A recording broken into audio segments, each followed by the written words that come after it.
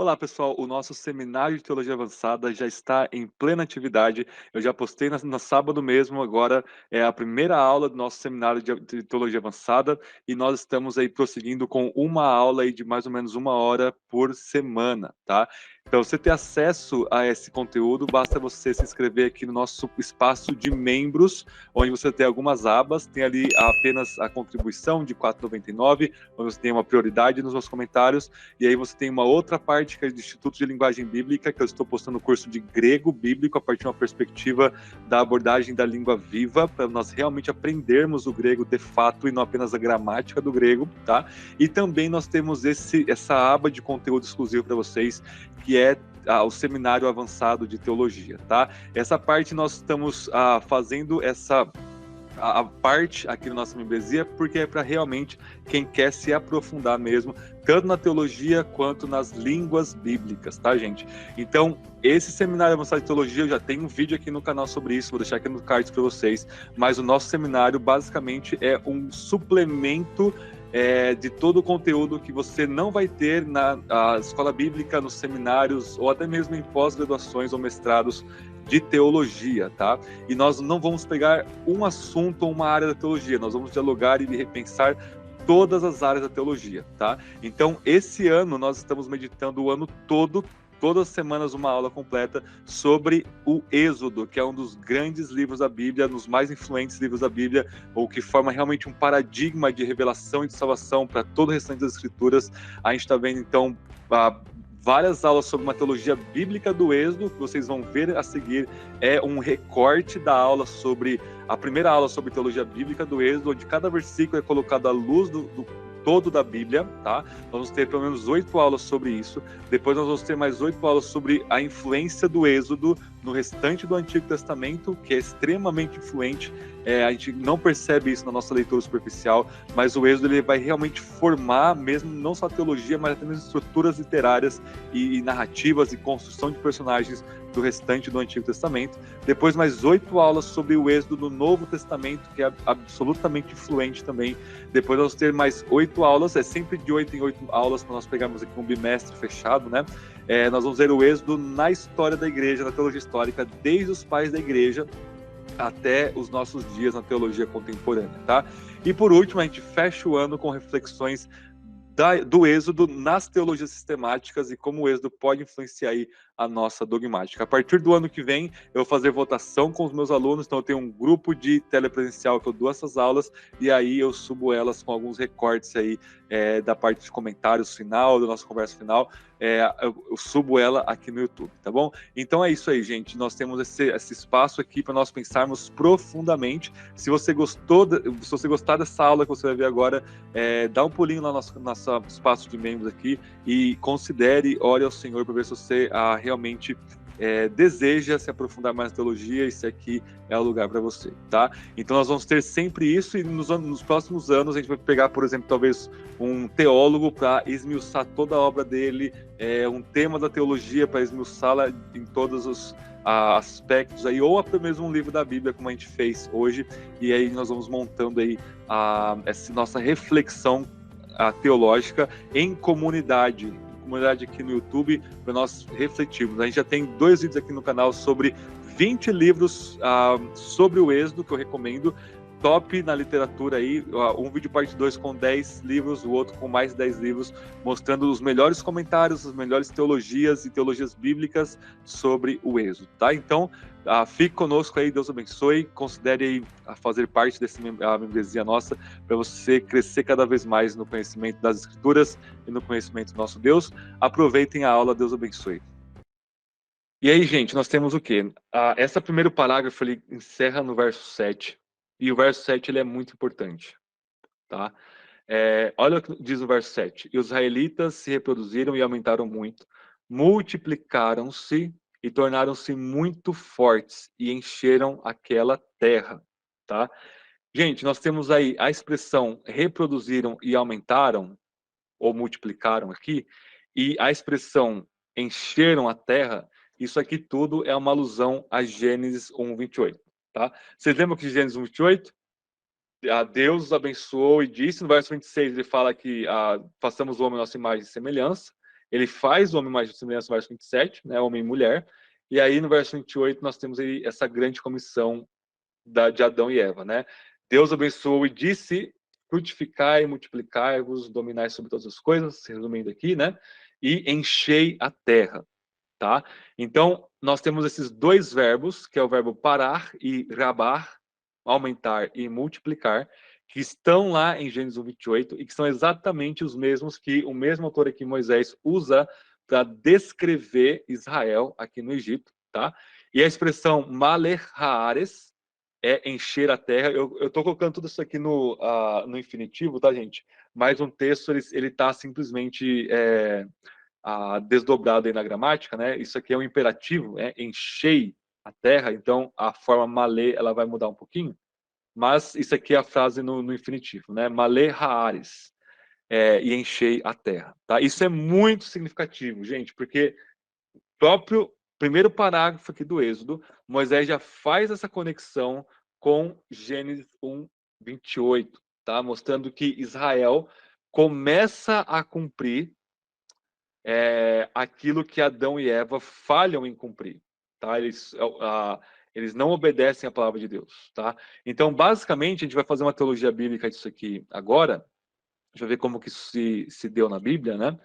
E a gente vai ver todas essas passagens aqui, a gente não precisa citar todas elas, ler todas elas especificamente, mas se vocês têm aula comigo, você já deve ter ouvido eu falar isso em algum lugar, mas isso aqui é muito importante a gente sempre lembrar. Se você nunca ouviu, vai ouvir pela primeira vez, tá? Então, basicamente, nós temos isso em Gênesis 1, 26 ao 28, tá? Essa referência a 1, 7 e 1, 12 é aqui de Êxodo, né? 1, 7 e 1, 12 nós temos assim, verso 12 de Êxodo. Todavia, quanto mais os egípcios oprimiam o povo de Israel, mais este se multiplicava e se espalhava, de maneira que os egípcios ficaram com muito medo dos israelitas. Então, de novo, multiplicaram aqui o mesmo verbo aí que é usado no verso 7, mostrando que mesmo em meio à opressão, eles estavam continuando aí o legado adâmico, tá? Então, como que era para Adão e Eva frutificar e crescer? Era para eles, ao ouvirem e obedecerem a palavra de Yahvé, a palavra do Rei do Universo, tá? Eram para eles terem vencido a serpente, terem criado uma prole, uma descendência perfeita, a imagem de Deus, a imagem de Adão e Eva perfeitos, né? E eram para eles trabalhar no jardim do Éden e encher a terra com a glória de Deus. O Éden não era para ficar ali mocosado no jardim, era para trabalhar o Éden em todo o mundo através de filhos e filhas perfeitos aí à imagem de Deus, até que toda a terra seria aí o Éden, né, o paraíso habitando com Deus aí, tá? Então, basicamente, de forma bem resumida, tem muito mais coisa aí na narrativa de Gênesis, né? Mas é assim que a Adão e Eva iriam espalhar o Éden em todo o mundo, através de procriação e de obediência à palavra de Yahvé, tá? Eles não fazem isso, eles pecam, eles caem, tá? E aí nós temos o grande clímax aí da queda em Gênesis 6, tá toda a humanidade corrompida a nível máximo. Deus chama Noé, chama sua família, salva eles, né? E lá no capítulo 9, Noé, ele é descrito, os termos todos são descritos ali como Noé, como um tipo de novo Adão, tá? Tudo que se foi dito para Adão se é repetido para Noé. Ele sai da arca, né, como um sacerdote. A primeira coisa que ele faz no pico do Monte Ararat é oferecer um sacrifício a Deus, isso é uma consciência sacerdotal já em Noé. E Deus repete a mesma coisa que ele falou para Adão, tá? É para Noé multiplicar e frutificar, tá? Se vocês quiserem ver o texto, a gente vai ver só alguns, só porque é bastante, mas basicamente Gênesis 9, deixa eu abrir aqui, Gênesis 9, verso 1, olha só. Deus abençoou Noé, a mesma coisa, né? O verbo barak aqui, mesmo o verbo que ele usou lá para Adão, e seus filhos, e disse-lhes, frutificai e multiplicai-vos e enchei a terra. É a mesmíssima expressão completa, frutificai, multiplicai-vos e enchei a terra. Ok? Conseguem perceber a mesmíssima expressão? Ou seja, o próprio Moisés está dando pistas para nós dessa continuidade temática no seu livro, tá? Essa promessa, ela é repetida para Abraão, tá? Isso é muito claro também no tema da descendência de Abraão ser tão numerosa quanto as estrelas do céu, a areia do mar, e a frase se repete para ele lá em Gênesis 17, tá? Então, Abraão agora é um tipo de novo Adão que vai retomar essa missão original de Adão, bem? De forma muito estranha e bem de passagem, assim, isso é repetido para Ismael. Ismael vai frutificar e crescer também, mas você não tem uma promessa na figura de Ismael, que é o primeiro filho de Abraão lá com Agar, né? Apenas, ok, Deus abençoou ele de forma física, mas ele não carrega aí a semente da promessa lá de Gênesis 3:15, né? Só que Deus repete isso para Isaac, em Gênesis 26. Ele repete isso para Jacó, em Gênesis 28. Nós temos mais duas repetições disso em Gênesis, no capítulo 47 e 48. Tá? E aí nós chegamos em Êxodo. Então, existe uma intencionalidade em Deus pegar os personagens principais da narrativa, da história da redenção, e repetir esse tema para eles, tá? Mostrando então que você tem uma continuidade aí no plano de Deus e na tarefa aí da humanidade, tá? Que é a espalhar aí a glória de Deus por todo mundo, tá? E aí nós chegamos em Êxodo, tá? Com essa alusão a Êxodo, gente, a gente pode fazer um desenvolvimento teológico aqui. A gente pode dizer que Israel é um tipo de novo Adão corporativo. Nós temos por que eu estou falando tipo de novo Adão? Porque novo Adão é Cristo, tá? Esses novos Adões que aparecem aí na história, eles são tipos, portanto, do último Adão, que é Cristo, tá? Mas a gente não teria problema de falar de novos Adões aqui no sentido provisório e não final, tá? Só que Israel, ele é tido aqui como o novo Adão corporativo, ou o tipo de novo Adão corporativo, e ele começa, gente, quando isso passa para Abraão, o que se é dado como ordem, o que está no imperativo para Adão e para Noé, que é frutificar e multiplicar e encher a terra, quando a gente chega em Abraão, o verbo está no passivo, tá? Só um segundo, eu já abro para o Diego aqui. O verbo está no passivo no sentido de que é Deus que vai fazer Abraão, Isaac e Jacó frutificar e multiplicar no futuro. Lembra? Sara estéreo, Rebeca estéreo, Raquel estéreo, e Deus abrindo o ventre dessas mulheres. Então, o tema da esterilidade corre junto aqui com o tema desse ponto aqui. Tá? Então, eu já vou abrir para o Diego. Quando nós temos Êxodo, nós temos aí Israel como um tipo de novo Adão agora corporativo. Bem? Vai lá, Diegão. Não só eu queria entender o que você quer dizer com Adão corporativo. Ok. A Noé, Abraão, Isaac e Jacó, eles são tipos de de um novo Adão individual. Isso é muito simples de ver, né? Só que quando Israel começa a cumprir, né, nós temos agora não somente um indivíduo, mas um povo que vai cumprir aquilo que Adão era para ter feito. Tudo bem? Tudo bem? E aí eu já vou abrir para o No Marco. sentido de várias pessoas, né? Uma nação, né? Isso. Só que essa nação, ela é muitas vezes tratada como um indivíduo, tá? Eu já vou vir para o Marco, mas, por exemplo, Adão é o filho de Deus. Como imagem de Deus, o conceito de filho está atrelado ao conceito de imagem. Na genealogia de Lucas 3, que ele volta até Adão e fala Jesus, filho tal, tal, tal, tal, tal, e Adão, filho de Deus, né? E aí o que nós temos lá em Êxodo 4, por exemplo, nós temos a briga entre os primogênitos, né? Deus fala assim, olha, deixa o meu primogênito sair, senão eu vou tomar o teu primogênito. Em outras palavras, ele está falando para Faraó. Ou seja, Deus está tratando Israel como o seu filho primogênito. Aí você tem a categoria, você tem aí o referente como sendo o povo, Deus referenciando a eles como sendo um indivíduo, porque você tem aí uma unidade no povo. Então, Israel é o filho primogênito, no contexto de Êxodo, de Deus. E aí você tem mais um link. E aí, quando a gente faz esse link entre Adão e aí o restante, né, Noé, Abraão, Isaac, Jacó e Israel, você tem aí uma conexão bíblica que o próprio autor está fazendo. Vejam, não somos nós que estamos fazendo. A gente está simplesmente rastreando a repetição intencional dessas palavras pelo mesmo autor aqui. Pode falar, Marco. Não, professor, só para ratificar, o Adão corporativo é a nação de Israel, né? O Israel étnico, né? Como povo Isso. eleito, né? Esse é o Adão corporativo. Isso. Ah, tá, entendi. a frase completa que eu gosto é um tipo de novo Adão corporativo, mas isso é apenas preciosismo. Você pode falar novo Adão, Adão corporativo também, tá? Não tem problema não, tá? E aí, gente, mesmo em meio à opressão do Egito, Israel frutificava e multiplicava e enchia a terra. Não estava enchendo o mundo, como que era o propósito de Adão e Noé, mas estava enchendo a terra do Egito, pelo menos, Gósen ali, né? Mas é um começo de cumprimento dessa expectativa do mandato para Abraão, para Adão, perdão, e da promessa para os três patriarcas, Abraão, Isaac e Jacó. E Deus que promete que vai fazer com que eles multiplicam e cresçam e encham a terra, tá? Então, isso aqui a gente vê a fidelidade de Deus ao preservar e aumentar o seu povo, mesmo em meio à brutal opressão aqui, escravista aqui no Êxodo, no Egito, perdão, certo? E aí, esse tema ele vai se repetindo, tá? Gente, o novo Adão corporativo cumpre o mandato original? Não.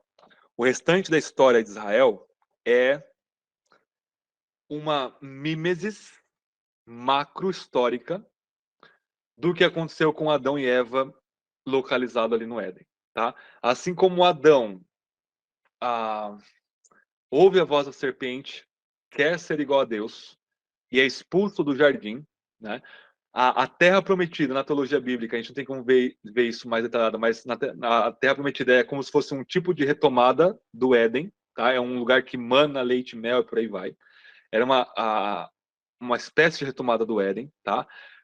A história de Israel termina basicamente em Reis e Crônicas com Israel saindo de Jerusalém, né, de Judá saindo de Jerusalém, sendo exilado para Babilônia, tá? Então esse movimento de exílio de Jerusalém, do templo, para a Babilônia, para o reino da morte, é exatamente uma mimesis histórica do que Adão e Eva experimentaram ao serem exilados do Éden. E aí a gente precisava fazer uma teologia bíblica da Terra Prometida, por exemplo, né? E aí, gente, isso é repetido em Levítico 26 tal, e essa expressão some da Bíblia. Ela vai aparecer no contexto do exílio babilônico, lá em Jeremias 23. A gente tem Jeremias 3 também, mas Jeremias 23 é muito importante. Vamos lá, Jeremias 23.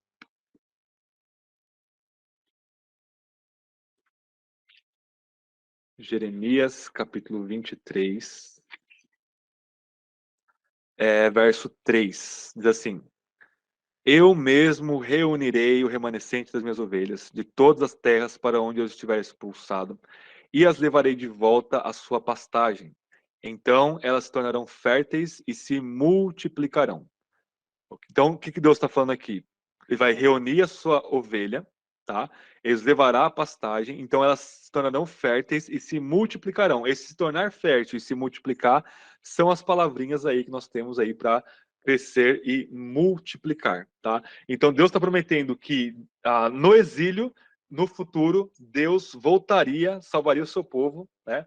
Daria um pastor verdadeiro, aqui no contexto de falsos pastores, daria um pastor verdadeiro, o verdadeiro filho de Davi, e quando Deus reunisse o seu povo novamente, eles iriam de fato começar a crescer e multiplicar. Isso se repete também em Ezequiel 36. Então nós temos aqui uma promessa, isso volta a ser promessa. Se o primeiro Adão não soube lidar com o imperativo, falhou e caiu, depois tem promessas para Abraão, Isaac e Jacó, o novo Adão corporativo de Israel falha, e aí Deus é quem lida com essa falha, ele prometendo aqui que vai multiplicar e frutificar o seu povo novamente. Tudo bem?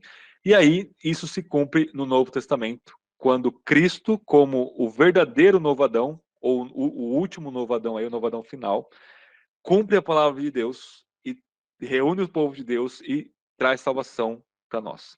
E aí sim, a igreja agora começa a cumprir o mandato e a promessa do multiplicar e frutificar. Ok? Primeiro texto que eu gostaria de chamar a atenção de vocês é Colossenses, capítulo 1. Colossenses, capítulo 1.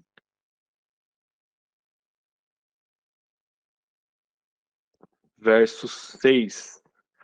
Dá para a gente ler o verso 5 também, está falando de fé, amor, né? E no verso 5 ele diz assim, por causa da esperança que vos está reservada no céu, da qual já ouviste pela palavra da verdade, o evangelho, que chegou até vós também está em todo o mundo, frutificando e crescendo, assim como entre vós, desde o dia em que ouvistes e conhecestes a graça de Deus na verdade. Então aqui, de novo, as nossas duas palavrinhas, elas se repetem no contexto aqui de Colossenses 1:6. Só que agora nós temos o que é o evangelho que está frutificando e crescendo. Tá? O que tem a ver o evangelho frutificar e crescer com Adão e toda essa história que a gente está vendo aqui? O que tem a ver é o seguinte, gente. Adão não era para cumprir o mandato de frutificar e crescer debaixo da obediência da palavra de Yahvé, que diz para ele não ter comido da árvore do conhecimento do bem e do mal? Né? Aqui nós temos o cumprimento máximo disso e o paralelo exato disso.